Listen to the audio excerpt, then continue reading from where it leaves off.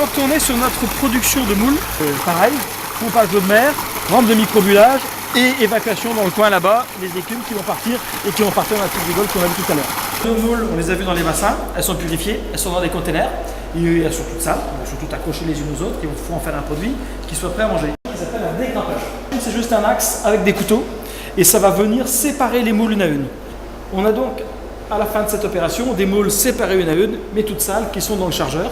Elles vont monter sur le tapis bleu là-bas pour entrer dans le laveur qui est ouvert.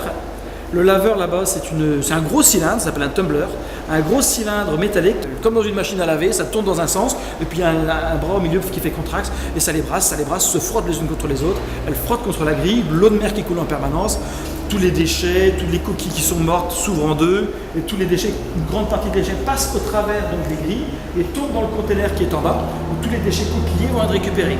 Et tout ça, ces déchets minéraux, essentiellement, 90% c'est de la coquille quand même, vont être récupérés par des agriculteurs pour faire de l'amendement calcaire ici.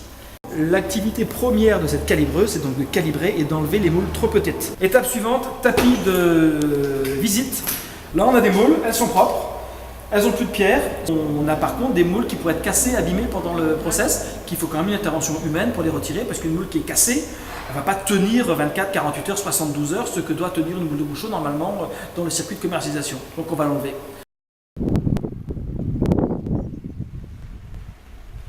Nous avons la marque Les Huiles de Kéralu qui est déposée, la marque Carantec qui est déposée pour les vitrophiles, la marque Marie-Morgane qui est déposée, et pareil, je vous disais pour les coquilles Saint-Jacques, pour le local qu'on va survaloriser, coquilles Saint-Jacques, coraillées, désablées de la rade de Brest, la marque Rouge de Brest est une marque déposée également.